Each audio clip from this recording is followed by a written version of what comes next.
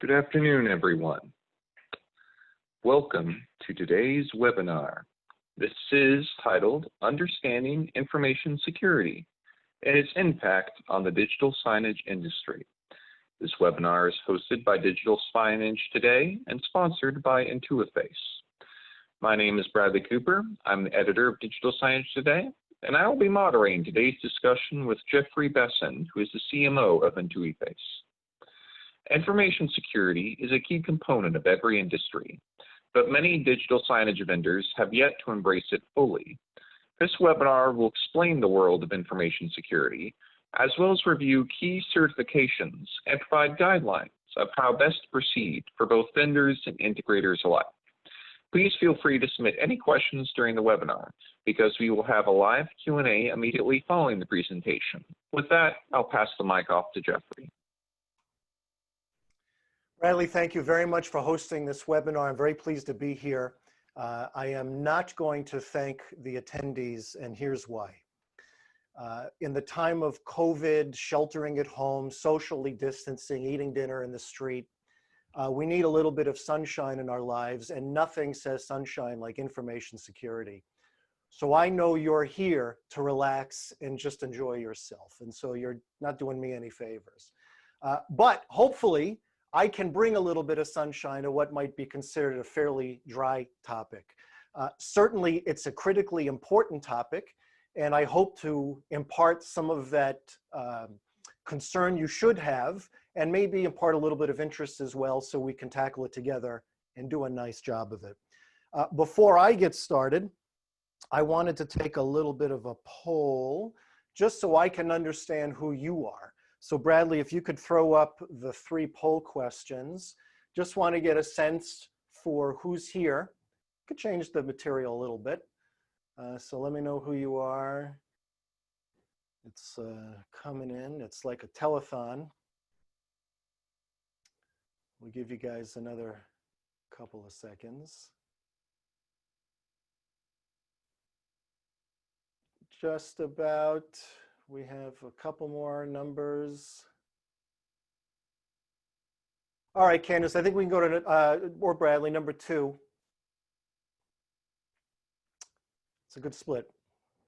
So we go to the second question, please. So this is interesting for me. If you're an enterprise, you're not selling CMSs, you're not installing CMSs, you're an enterprise, you're a consumer, you're deploying signage for yourself. How important for you is information security? Is it a must-have, critical, everybody's got to do it?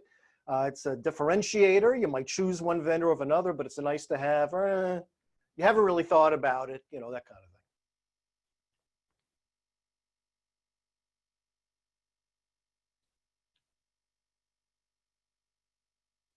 thing. Excellent. All right.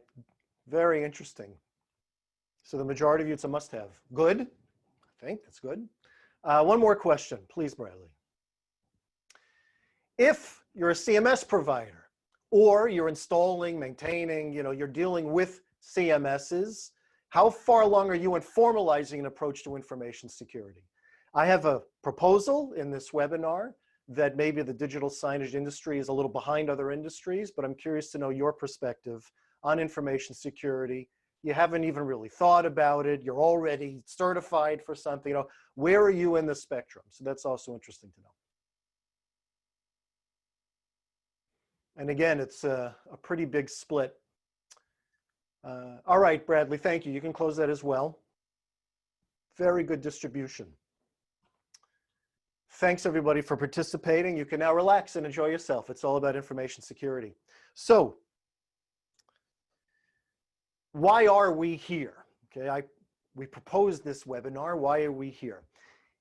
It has come to our attention here, at least at Intuiface, that digital signage might be the last industry that has privacy concerns, but doesn't treat information security as a must-have. It's a nice-to-have. You cannot purchase an ERP application, change management, you know, for development. There really isn't a system out there managing financial information that doesn't have to already say something about information security. In digital signage, we don't really talk about it that much. It's the last bastion of everything's fine. We got you. You know, don't worry, information is protected, which is kind of crazy. Certainly, I think it's given the industry maybe a false sense of security because we've kind of gotten away with it. Historically, we weren't being asked by it, and maybe it's a little chicken and egg. If people don't believe the signage industry is well equipped to provide a good level of information security, you don't ask for it. You know, it's sort of the tide is low, all the boats are at the same level, and so that's what you do. But it's a false sense of security. If you haven't seen it, it's coming because the enterprises you're trying to sell to are themselves internally worried about information security. And it's more and more likely that those IT organizations are going to say, I am not opening up my secure infrastructure to run your insecure infrastructure. It's going to be a demand. You're not going to have a choice. We've gotten away with it, but eventually you're not going to have a choice. So if you're on the enterprise side, it's something you need to seriously consider. If you're on the software side, the CMS side, installing and integrating, you're going to have to worry about it. Don't take my word for it. You know, we have, for example, a lot of you must know Intuiface. They are sort of the European-based experts on digital signage and out-of-home advertising, real experts in the industry. And they wrote about this earlier this year. And you can look at this slide as sort of a build. ISO 27001, which we're going to talk a lot about, is a standard for managing information. Today, information security management is done at a point product level. It's not like you have this big system managing all the different apps you're using to run your business. It tends to be system by system. Enterprises, as I said, are demanding that if you're going to plug in your point solution in our infrastructure, it needs to provide a level of information security. But CMSs are a weak link. They don't typically do a very good job of that. But they are storing and processing information. So do the math.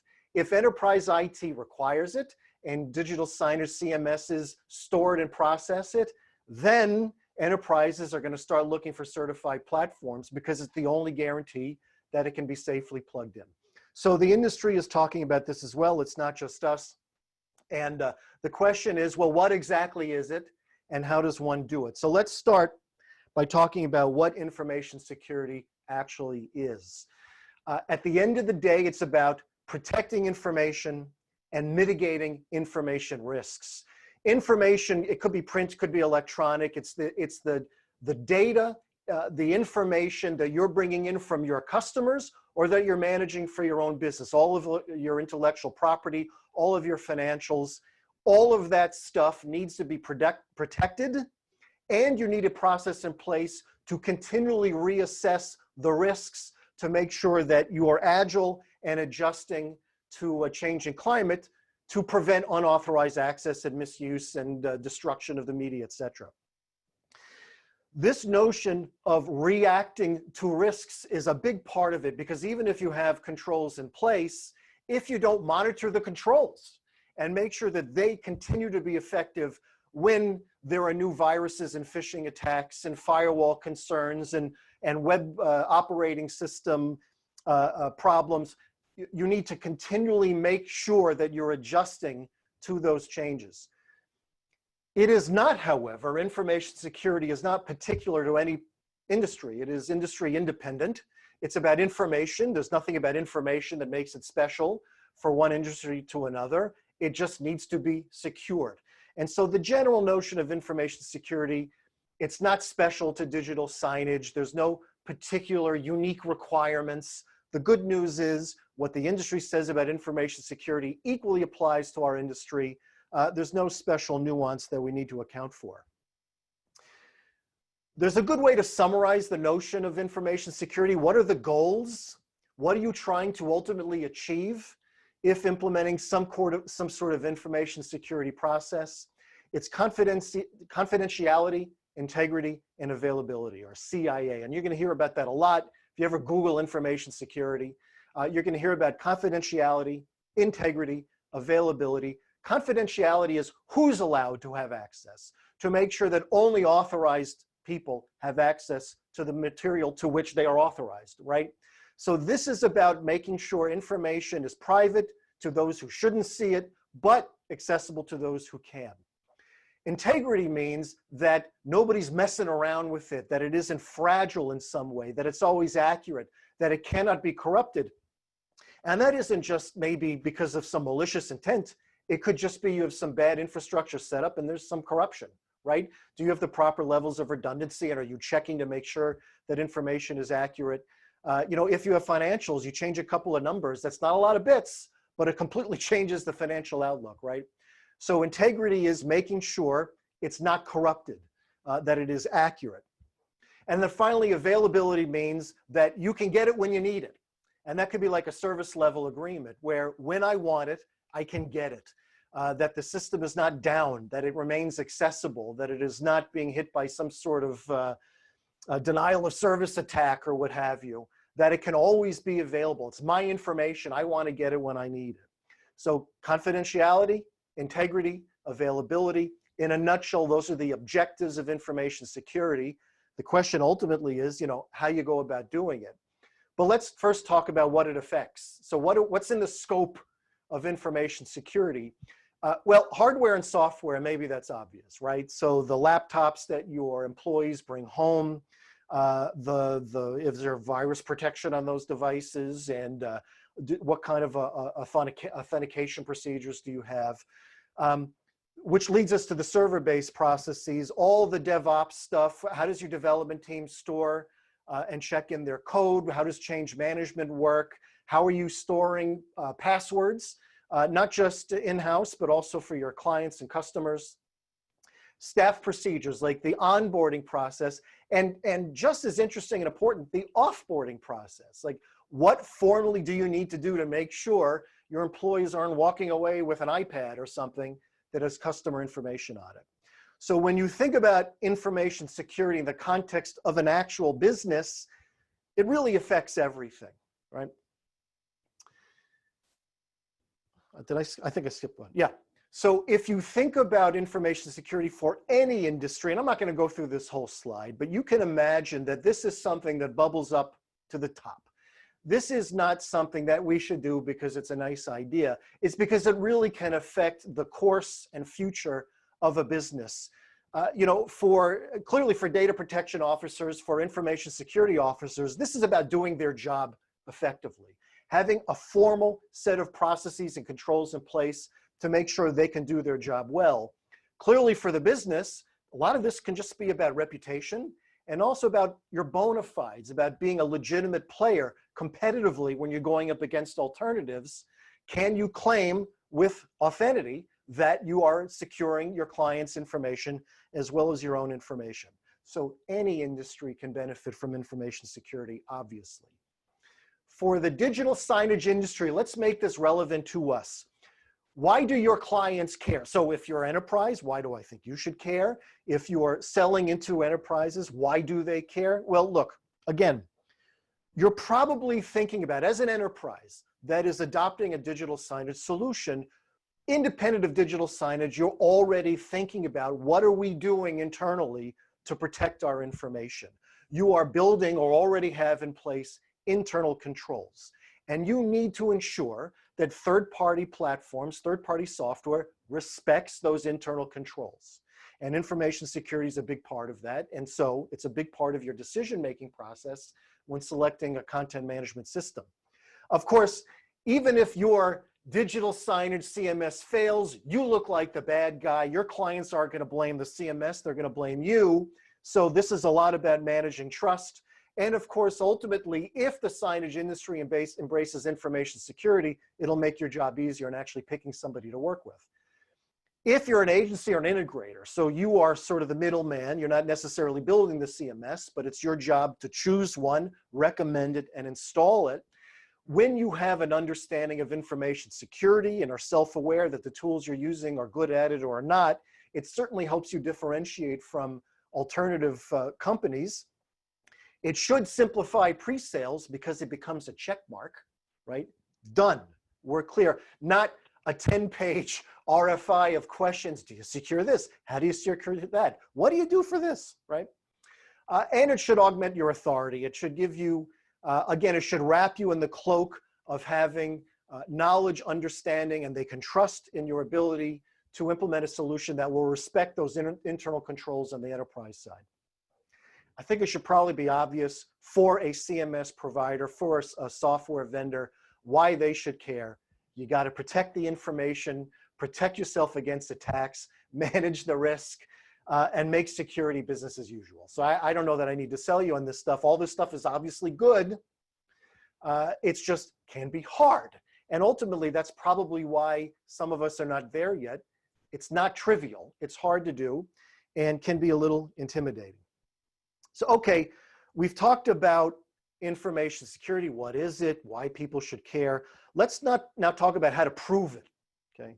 And really, this is the core of my presentation. What do you need to think about? What can you do as an organization to either ensure your vendor is protecting your information, or as a vendor, to ensure your client that the information is protected? When building these slides, it put into my mind a little bit of a kind of a parallel example. When I was in another life of mine, I spent some time learning to fly. And when you learn to fly, it's a single engine plane, and you go, okay, that's an intimidating dashboard. It exists to protect my life, you know, so I don't crash and I don't crash into somebody's home. But I get it, you know, I understand it. I think I understand now what I need to do to protect myself. And then you say, oh, wait a second. If I have to protect the lives of others and I have a really complex, no, this is what I need to know. Maybe I'm stretching it a bit, but you know, in a way, what you see on the right, that's information security. What's on the left is what we hope information security is. And I could maybe argue that in the digital signage industry, that's kind of how we approached it, right? And got away with it. But the rest of the industry and our enterprises are saying, if you want to protect the lives of my information, you need to do that. And that is so intimidating, right? Where do you even start? I still can't imagine learning that, by the way. The good news is this, is you don't have to figure that out on your own. My point is there are standards, there are things that formally exist to enable you to adopt these things in a discrete, step-by-step method that ensures you've done it right and that ensures your clients, your customers, that you've done it right. And the two primary standards are ISO 27001 and SOC2, SOC 2. These are the two recognized standards for securing information. They exist to help you learn how to fly that complicated cockpit, not just the simple one. So I'm going to spend a few minutes walking through ISO 27001 and SOC 2. I've said 27001 a million times in my life so far. So if I spit it out, my apologies. So let's talk about that first. You probably are familiar conceptually with the International Organization for Standardization. They have tons of standards that are typically globally recognized. They tend to be the gold standard. Doesn't matter what country you're in. If you've achieved ISO certification, you can pretty much trust that whatever that standard is about, it's being done properly. ISO 27001 is part of a family. It's a 27,000 family. The family broadly is about information security matters. There's over 40 different standards in the 27,000 family. 001 is specifically about an information security management system. It identifies over 144 controls and an information security management system, sort of a meta process for looking over those controls. And the controls, you know, span the gamut from physical access control, incident management, all the things you see on screen.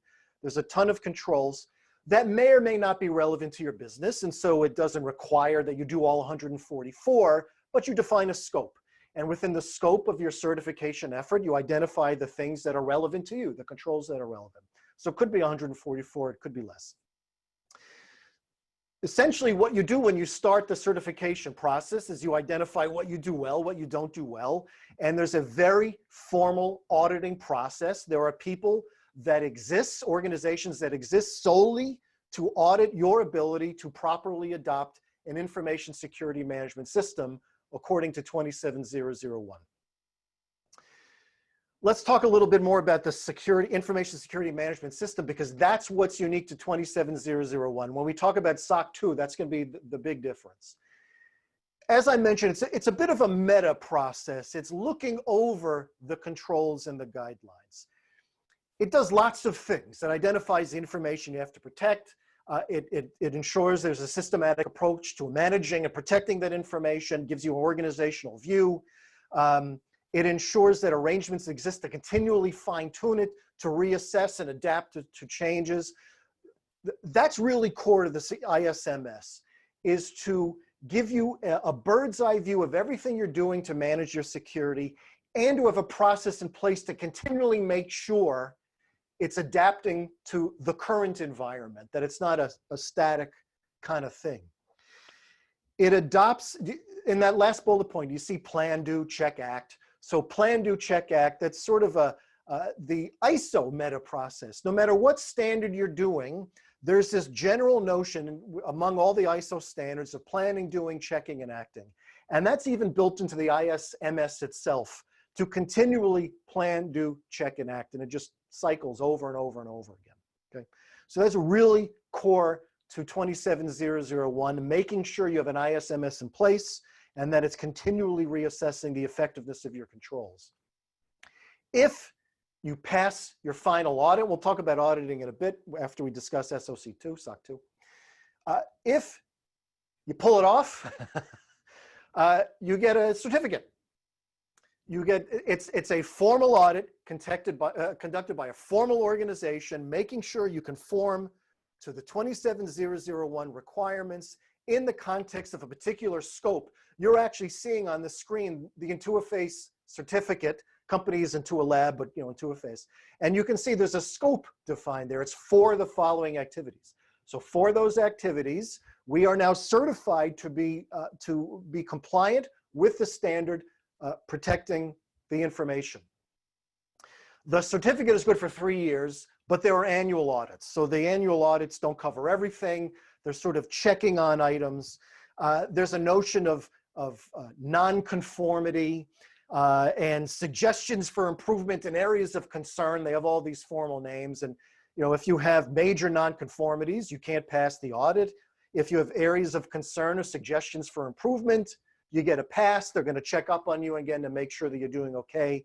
So the certificate is good for 3 years, but you need to bring people in on an annual basis to make sure that you're doing all right. That's ISO 27001. Let's now talk about SOC 2, SOC 2. This is not ISO. This is not from the standards organization. This is from the American Institute of Certified Public Accountants. And you'll notice the word American in it. It is mainly recognized in North America. That's changing a little bit, because at the end of the day, as you'll see, there's so much overlap that it's starting to achieve a foothold internationally, but certainly it's primarily recognized in North America. There's actually 3 system and organization control report options. I'm listing a couple of them here. There's SOC 1, SOC 2, SOC 3. So we're talking about SOC 2 in particular, okay? And there are 2 types. There's type 1 and type 2. Type 1 is mainly about financial controls. Type 2 is about operational controls. Typically, when you see SOC 2, it's a type 2 report because it's about operational controls. And it's over an audit period. It's over a period of time. It's not what are you doing on such and such a day. It's monitoring over a period of time. How well are you implementing your controls? Now, the controls for SOC 2 are distributed across what they call 5 trust services criteria. I mentioned there were 144 controls in 27001. Relatively speaking, you're going to find the same things here. They formally subdivide them across these 5 trust services criteria, of which only one is mandatory. So if you want to achieve SOC 2 attestation, they don't call it certification, it's attestation. I'll talk about that in a moment. If you want to achieve attestation, you got to prove you have the right security controls in place. The other things are optional.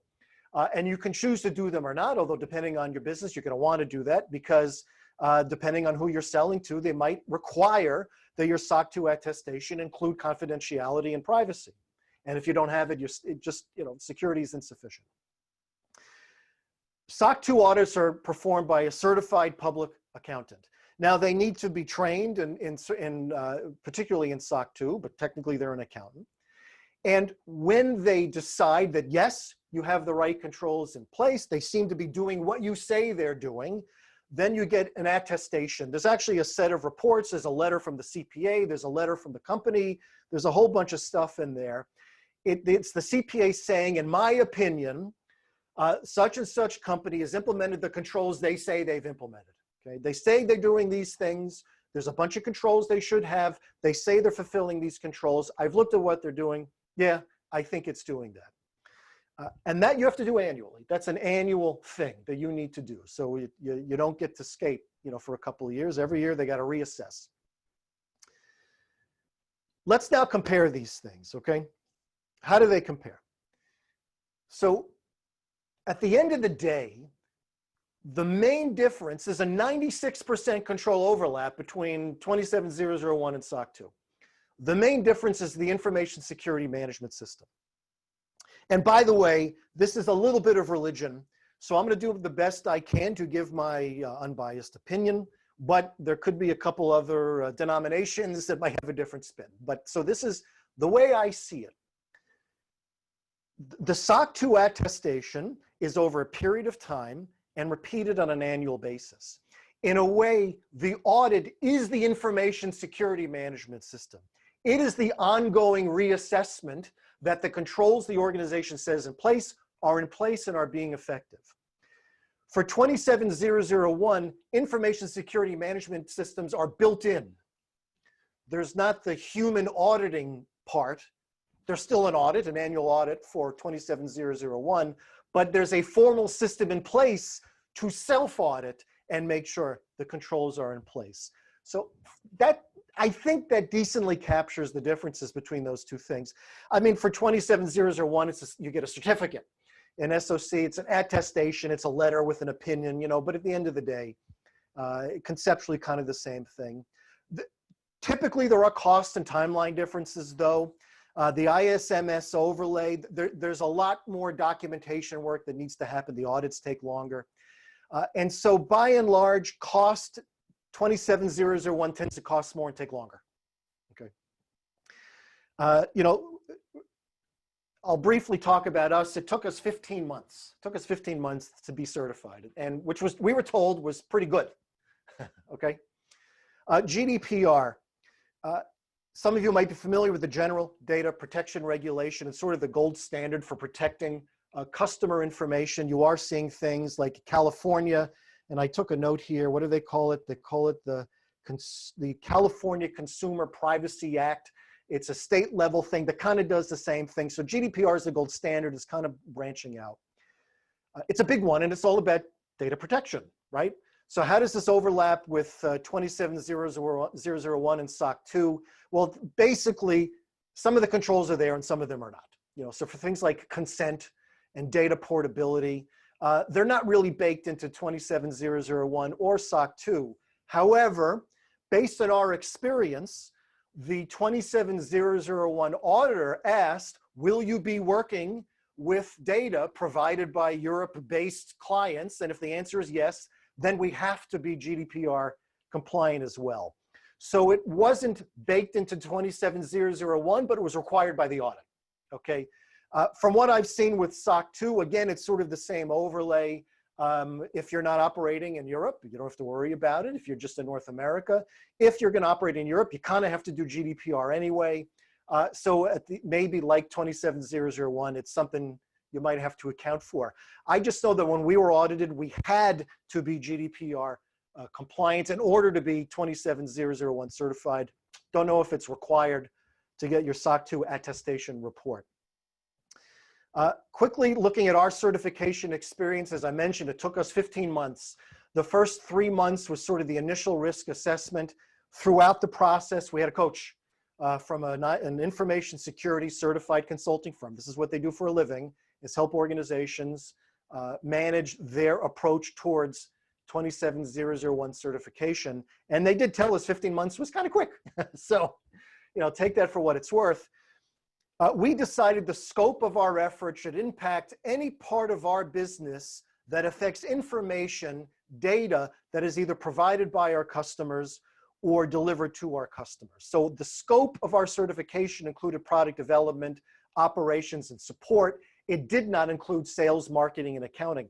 We could have chosen to do it, and heaven knows we want to protect our accounting information too. It just wasn't in the scope of the certification, because at the end of the day, we didn't think it was relevant to satisfy an enterprise's needs for ensuring that we're protecting their information. So that's what we did. There were a bunch of internal audits that are repeated over and over again, and official audits as well. Remember, as I said, although the certificate is good for 3 years, there is an annual audit to make sure everything is A-OK. So that tends to repeat. At the end of the day, 20 new policies were defined, 22 guidelines were created in addition to 30 existing guidelines, so 52 guidelines. 28 controls were defined and they're regularly checked on a monthly basis. It costs us 2 full-time equivalents, 2 full-time employees for certification, and it takes 1 full-time employee for ongoing maintenance. So there's some investment here of time and money and people. I mean, it's there, but we're very glad we did it. Now, according to the auditor, we had some things that helped us become certified. Our executives were already involved. A requirement of 001 is that the executives are involved, that they're on board. And they're already there, so that's good. That was solved. We were already digitizing everything. We use Atlassian to manage internal docs and Jira to manage the tickets. And there really wasn't a lot of paper going back and forth, and that made it much easier to transition to formal processes that we didn't already have. And we did have a culture of agility. We have a small business mindset. If we need to change something, we change it. You know, we're not the Titanic. We can pivot. And that made it easy to do continuous improvement and to modify existing controls and adopt new processes. And it was in our favor for that. And we've seen lots of benefits. So first of all, information security is now part of the DNA. It's built into the company. It does mean we can go after larger enterprises who have stringent requirements. And again, the nutshell is instead of answering a 10-page RFI, it's a checkbox about being certified. It makes it a lot easier, and it gives comfort to the enterprises looking at us saying, got it, we don't even have to worry about that. We have adopted security by design development principles, so all new development anticipates information security requirements rather than reacting. We're being proactive, and certainly it strengthened our intellectual property protection. Organizationally, we saw some benefits too. We didn't plan on COVID, but by preparing for certification, it made it fairly easy for us to transition to a secure work from home environment. We had all the processes in place, the onboarding and the hardware distribution. It was all kind of already there, and it made it easier for us to make that move. And it does help organizational productivity. When everything is clearly defined and this processes in place, I used to work at IBM. There's a zillion processes and a matrix system of 50 levels, hard to be agile. But if you have a smart, well-honed process in place, it does make it easier to do things because you don't have to wonder what's the right thing or should we do that? No. We have a very clear set of processes and steps and guidelines, and now we know. And so it makes it easier to adopt tools. We know what to look for and who can do what and how to build things. So there have absolutely been benefits. It took a long time to get there, but we're glad we did it. So let me wrap things up by highlighting the importance of information security. Maybe now I'm preaching to the choir, I hope so, and just a little bit about next steps. If you're an enterprise organization, if your IT organization is deploying digital signage, you're on the end. You have seen that a broad trend in the industry is to ensure that signage is aware of its users and its surroundings. In other words, it's not traditional broadcast digital signage, it's interactive signage of some kind. Maybe it's just a camera identifying age and gender. That's still an interaction, right? That's the trend, to make it more relevant in real time for an individual. It needs to be intelligent, it needs to be aware. And the only way you can do that ultimately is to somehow incorporate information you're managing in the back office to make it relevant. It could just be, you know, the price of a shirt, because in retail, but somehow to react in real time to provide the signage solution access to the back office while at the same time protecting that information, right? If you're not already thinking about information security, that's why you need to think about it, because the more you make your deployments aware of the user and customized for the user, the more you need to open up the back office, the more you're exposing the back office to the signage platform. You need to think about information security. So what can you do? Well, clearly, ideally, you're finding a platform that's certified, right? That would be the best, because you get the SOC2 report, or you look at the certificate, the 27001 certificate, and you go, got it, don't have to worry about it. If they don't have it, you can still work with it, but now you need to say, how do you do this? How do you do this? How do you do this? To make sure that your infrastructure is respected. It should make your evaluations easier. If you bias yourself to the standards and then you just look for the check mark, that's a pretty easy way to evaluate, right? But you don't have to insist on the standards. You don't have to insist on that. But at the very least, you want to take responsibility for asking the right questions to make sure that you don't have to worry. If you're on the other side, you're a digital signage integrator, you know, for the CMS providers, you know, either you do it or you're prepared to answer the questions, right? But for the integrator, you can't control that. You cannot control what your vendors are providing you. You can only react to it and make sensible decisions. Certainly, you recognize, I hope, that you're accessing, manipulating, displaying, collecting, writing information. A lot of what you're doing in signage, particularly as you progress to some kind of interactive signage, you're touching information. And your clients are worried about that right now. Internally, independent of digital signage, they're thinking about information security all the time. You have to think about it too. You just don't have a choice. And if they're not asking for it yet, it's coming. So you need to prepare for those requests. At the very least, you need to become somewhat fluent in the language of information security and be prepared to provide satisfactory answers to the RFIs. You could push your CMS vendors to certify. They can certainly do that as well. Ultimately, it's either picking a platform or spending resources on either for your homegrown CMS, or at least being prepared to answer those questions. You can't skirt the responsibility. It's not going away. As I said way at the beginning, in any other industry, they're already doing this. I mean, we're kind of the last bastion that doesn't really formally talk about it too much, and we have no choice. The train is coming through the tunnel. I cannot imagine you need any more motivation. I hope not, but you know, keep this in mind. If you have, certainly we're biased with the ISO certification. I could have written SOC2 here as well. If it's in place, it makes you a trusted partner. It does make it easier for you to win new business, to retain customers, because you've invested in your ability to satisfy their requirements. It's sort of public evidence of the efforts you're taking to take care of them. Certainly, it minimizes risk, loss of reputation, fines. You know, nobody wants these things. That's pretty clear. Because you are self-assessing, it makes your own business healthier, improving those business critical processes and strategies, strengthening your own organization, which is always a good idea.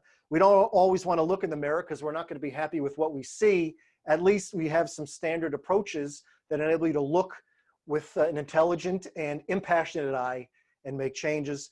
And certainly it makes it easier for you to comply with commercial, contractual, legal responsibilities.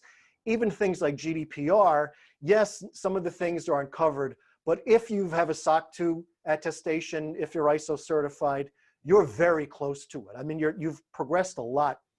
They're not built in, but you're pretty close. It doesn't become a difficult valley to jump. That's my webinar. I hope you found that helpful, informative, interesting. And what I'd like to do, Bradley, I hope we have some questions. We'll see if we have any questions. And we'll go from there. But for those of you on the webinar, it's that questions panel in your Zoom toolbar. You can type them in there and we'll see them. We'll see if we have any questions now. Yes, we do have a few. So our first question today is, have you come across opportunities that required ISO certification or SOC2 attestation, or just has it been just something nice to have? We have seen it.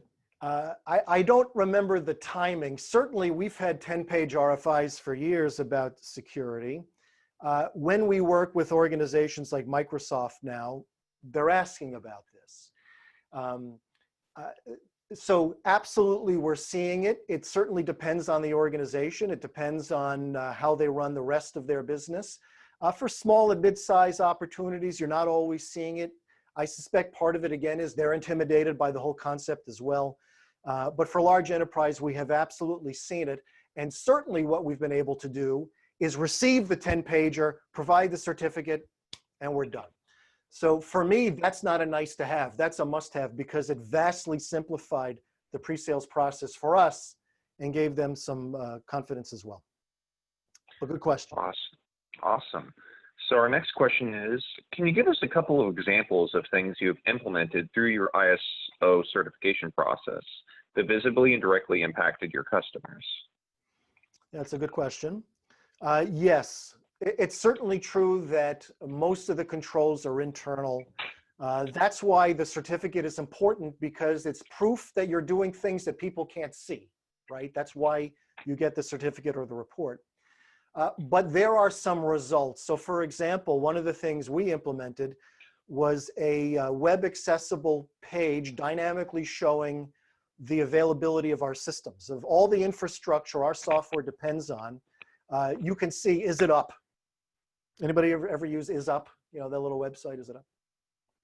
So we have a cloud status monitoring website. So people can see, are the varied licensing server, all these things, are they up and available? If they're down, are we actively trying to do something about it? What is the status of this activity? And people can see it. They can even subscribe to it. So they'll get, you can do an email or things like this. You can know that we're on top of issues and can pursue it. And also there was another one. Right. So this sounds kind of stupid, but you know, when people wanted to change, we have a notion of accounts in Intuiface, and there's a particular email address associated with that account. And if you wanted to change that account email address, we didn't have a formal process for it. It was formal but loose. It was, you talk to this person and this person did this, and all so that we could make sure it's a legitimate request, not just some random person saying, can I have access to that account instead? So we created a formal process using an informal approach. And we now have a very simple, streamlined process. It was just exposed to us going through the certification process. We needed to do a better job. And so if any of our customers need to change account ownership, there's a very simple, formal process in place that people can follow. So those are a couple examples of things that kind of bubbled up to the client level. Good question. Excellent. So our next question is, as an enterprise user, should I be more worried about the CMS having the right infrastructure and the certification for information security, or that the integrator that represents the CMS? Is it equally important? So this question is about, it's coming from, I have to presume, from an enterprise user. Yes. You have to take some responsibility here. You cannot ultimately certify the integrator. What you can do is have a set of questions, read their questions, talk to them about it, and assess if you believe that is sufficient to allay your concerns. The integrator typically is inheriting the infrastructure. Typically, they're not creating the CMS. They've made a choice. They're going to install it and management, but it's not their infrastructure to some extent. Depends on the CMS, but to some extent. So you need to make sure the integrator is fluent in information security, is qualified to understand the requirements of a well-built information security management system, and then evaluate the answers they provide. This is the way it's been done for years. So I am actually not suggesting something that can't be done. Let's be honest, with very rare exceptions, the CMSs out there are not currently certified, right? And so you've been doing this anyway, is you've been talking to the integrator, if not working with the CMS provider directly, asking questions and judging the quality of the answers. And you can continue to do that, right? But since you can't certify the integrator, you need to make sure you trust them, that you believe they understand how important this is, they understand the nuances of security, and they're giving you answers that make sense. Obviously, it would be much easier if the CMS was just certified, then I'm not going to say the integrator could be ignorant of it, but they're inheriting the benefits of a certified platform. So you can take either approach, just one requires more work on your part to be comfortable with the end result. Excellent. So our next question is, you mentioned GDPR, but what about CCPA and other regulations coming down the line? Does ISO 27001 or SOC2 also comply with CCPA or others coming down the tracks? Yeah, I touched on CCPA a little bit. It's essentially, that's why I was considering GDPR sort of the gold standard, because CCPA is certainly inspired by it. Would presume there are nuanced differences, but certainly inspired. As with GDPR, I would say there is significant overlap, but it is not complete. Being 27001 certified doesn't, by definition, mean you are also CCPA compliant, GDPR compliant, but it takes you a long way there. Further, at least in our experience, we were told if you want ISO certification, you need to be GDPR certified as well. You can't ignore that piece. So they sort of imposed it on us. Having the controls in place for ISO meant we were, 80% of the way there. I don't know what the percentage was, but so it would not be fair to say that ISO or SOC 2 are going to automatically give you CCPA, give you GDPR, maybe other standards coming out of the pike. It doesn't, but it gets you a long way there. So you're 20 feet away instead of 100. Okay. Awesome, thank you. So I've seen a few questions coming in regards to whether this webinar will be available afterwards, and it will. We will post it on Digital Signage today for anyone who arrived late and might have missed a bit of the beginning. So with that in mind, I want to do a last call for any questions before we sign off today. I hope this was sunshine. I believe it was. Well, if there are no more questions, I would like to thank Jeffrey for giving us this really fascinating presentation. It was really enlightening and really an area that not many people are discussing. So thank you so much, Jeffrey. It's my pleasure. Glad to be here. Thank you, Bradley. Thank you. And we want to wish everyone a good afternoon. Take care.